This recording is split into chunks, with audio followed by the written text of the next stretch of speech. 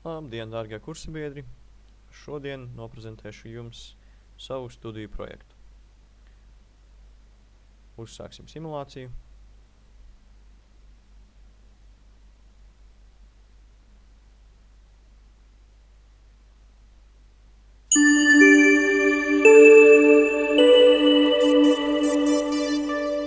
Tātad, kā dzirdējām, ražotne ir sākusi darboties un diena sākas ar ļoti patīkamu mūzikas skaņu. Kas šeit notiek? Principā notiek rotaļlietu ražošana. Tā kā iepriekš nenotīrīja konvejerus, var redzēt kaut ko, kas īsti neiet kopā, kā piemēram pelēks cilindrs pārvēršas par melnu, vienkārši pārējot uz konvejeru. Bet viss kārtībā.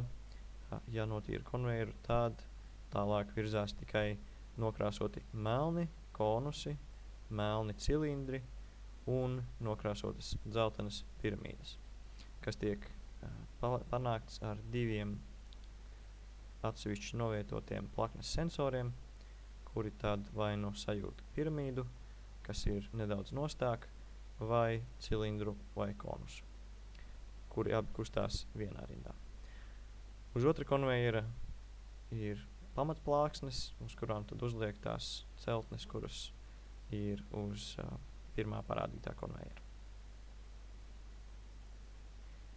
Tas viss uz konvejeriem tiek pēdiņās nolikts ar šo ABB robotu, kuram ir izteikti liela aizsniedzamība un darbā telpa.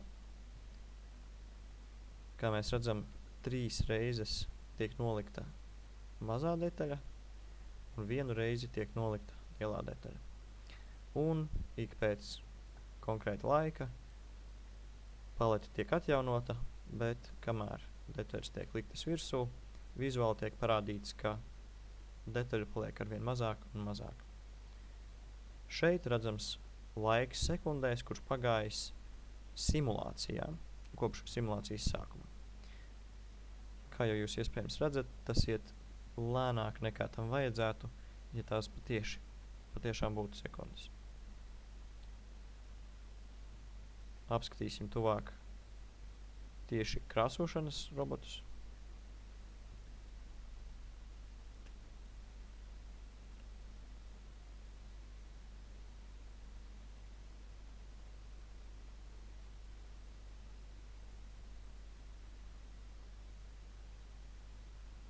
Kā mēs redzam, krāsošana notiek diezgan vienmērīgi, bet te ir kaut kāds dīvainais konus. Tādi konusi šajā simulācijā parādās tāpēc, ka, ja nenotīra konvejeru, ir iespēja, balstoties uz to loģiku, kā strādā kustība un pārēj uz nākamo konvejeru, kurš patiesībā nav create conveyor funkcija, bet vienkārši linear mover ar create copy un tad aizmirst nosaukumu, bet kopijas dzēšanai, kad sasniedz ar collision sensor šo te konvejera plāksni, kas ir tikai funkcijas nodrošināšanai, lai iegūtu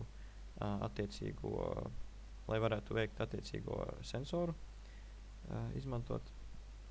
Un tad idejiski tālāk šie konusi nonāk uz nākamā konvejera, kur tad notiek salikšana.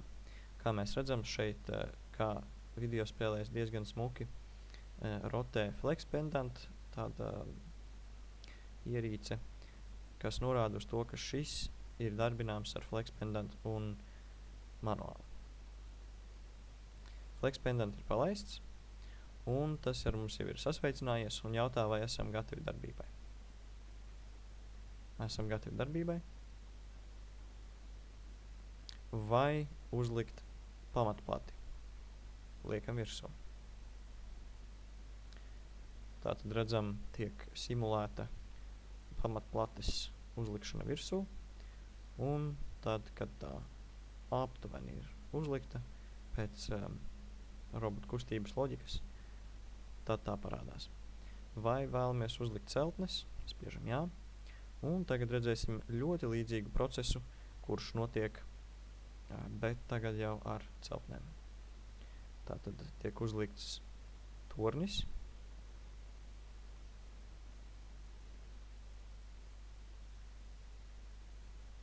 Tiek uzlikta arī piramīda. Un pēdējais, kas ir palicis, jāuzliek tornim jumts, jo citādāk varbūt nedaudz dīvaini. Un nevar tik dārgi pārdot rotaļlietas. Bet tā tad redzam, ir salikts viens rotaļu pasaules komplekts. Jautājums, vai vēlamies atkārtot. Ir iespēja to darīt kārtīgi, ir iespēja to darīt nekārtīgi. Kārtīgā gadījumā notiktu lineāra pavairošana, nekārtīgā gadījumā cirkulāra, kuru iestatīju precīzi tā, lai izskatās, ka tas ir nedaudz nekārtīgi salikts, bet tomēr salikts uz paletes. Paskatīsimies, kā tas izskatās. Lūk, redzam, tātad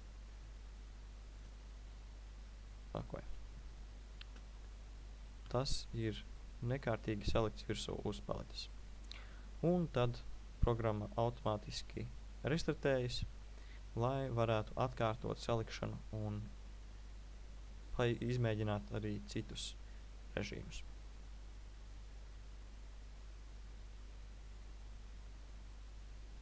Vēl šeit mēs redzam parametrisku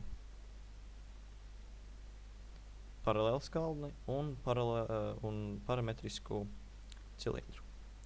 Parametriskais cilindrs darbojas balstoties uz to, cik tuvu šim punktam ir kāda detaļa.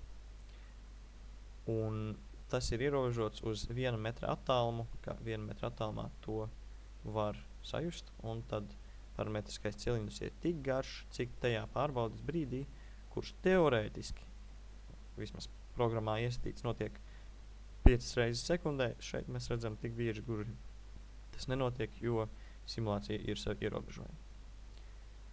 Un markup, kurš šeit parādās, norāda nosaukumu, kas ir attiecīgi tai detaļai. Kā mēs redzam, atšķir cilindrus, bāzes plates, konusus un piramīdas.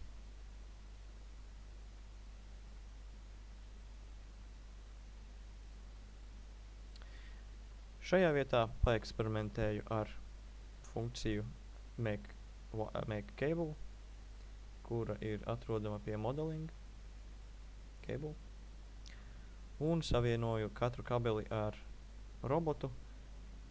Pieņemsim, ka tas ir nepieciešams dzesēšanai vai eļļošanai, un šeit tiek pievadīts attiecīgais šķidrums. Bumbiņa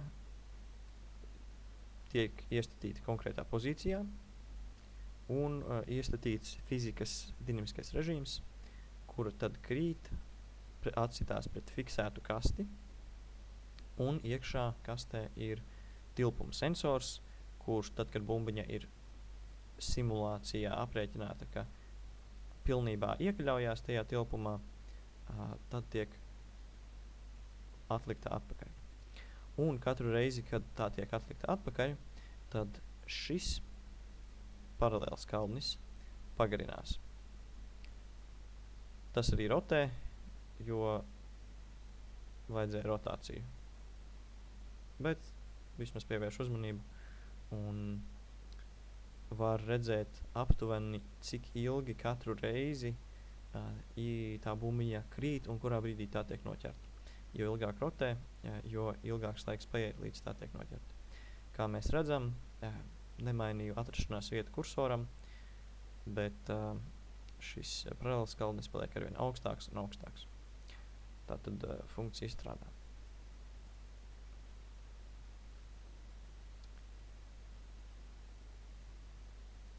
Vai vēl kaut kas, ko es aizmirsu?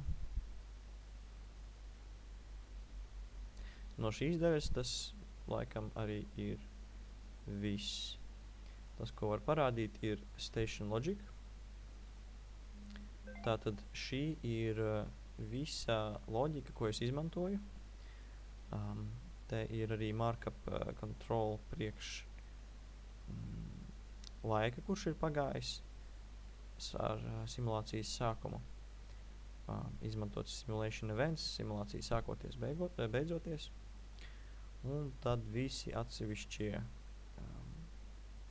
atsevišķās komponentes, kuras visdrīzāk nodemonstrēšu klātienē, jo video tas aizņems stipri par daudz laika. Un, lai nebūtu jāčakarējās ar simulāciju, kura varbūt bļukos un jāpārstata būs, nodemonstrēju to video. Paldies par jūsu uzmanību. Ceru, ka bija interesanti. Ja jūs vēlaties šo failu, var nosūtīt, bet jūs to nedrīkstat izmantot saviem studiju darbiem, tikai iedvesmai. Paldies un lai jums labas atzīmes!